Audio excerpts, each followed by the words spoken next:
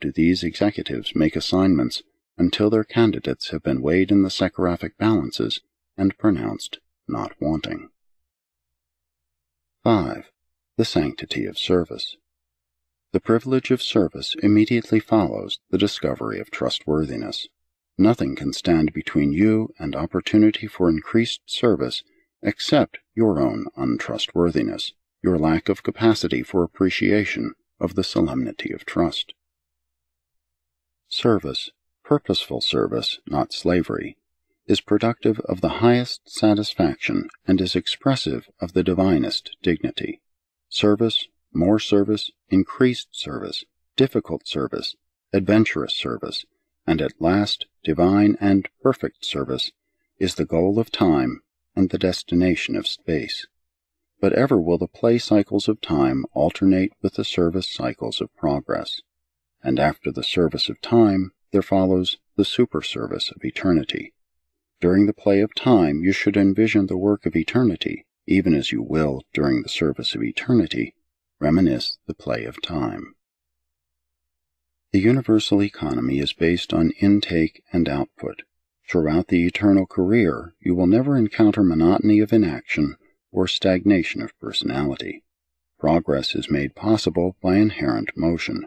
Advancement grows out of the divine capacity for action, and achievement is the child of imaginative adventure.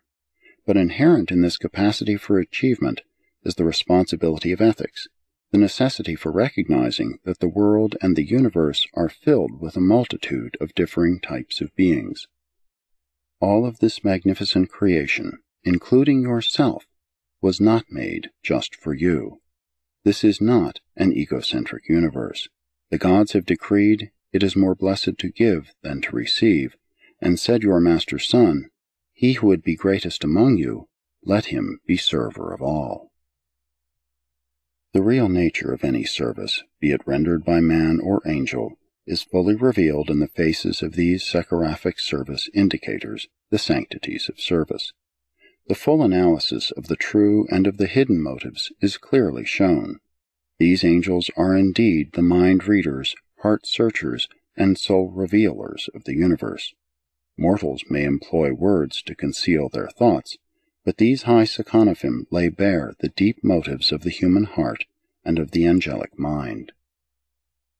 6 and 7. The secret of greatness and the soul of goodness. The ascending pilgrims, having awakened to the import of time, the way is prepared for the realization of the solemnity of trust and for the appreciation of the sanctity of service. While these are the moral elements of greatness, there are also secrets of greatness. When the spiritual tests of greatness are applied, the moral elements are not disregarded, but the quality of unselfishness revealed in disinterested labor for the welfare of one's earthly fellows, particularly worthy beings in need and in distress, that is the real measure of planetary greatness.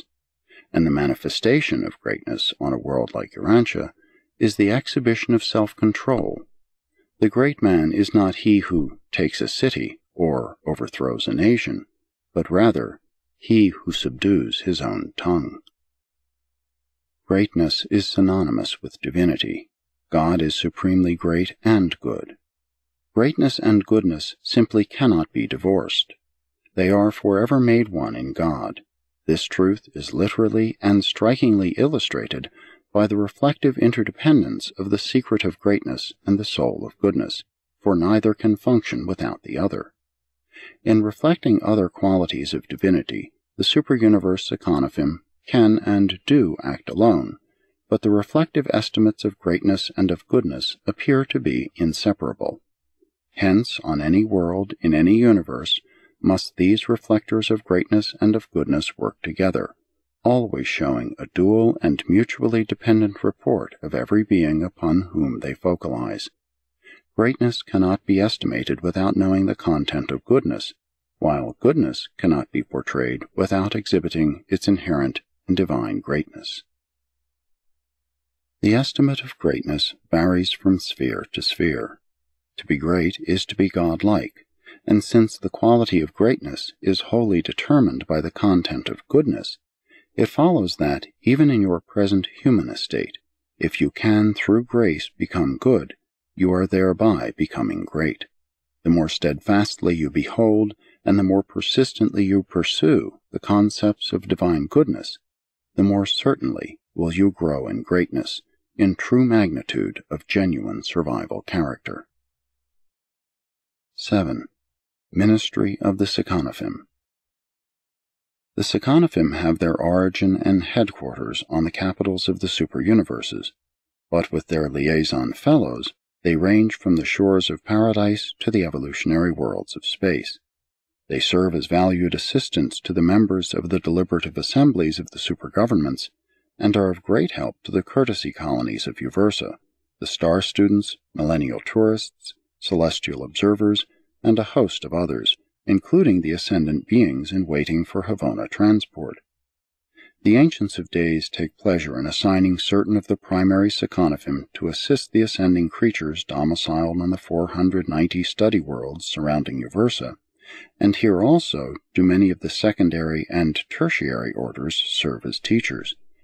These Uversa satellites are the finishing schools of the universes of time, presenting the preparatory course for the seven-circuited University of Havona. Of the three orders of Seconophim, the tertiary group attached to the ascendant authorities minister most extensively to the ascending creatures of time. You will on occasion meet them soon after your departure from Urantia, though you will not freely make use of their services until you reach the tarrying worlds of Orvanton. You will enjoy their companionship when you become fully acquainted with them during your sojourn on the Uversa school worlds.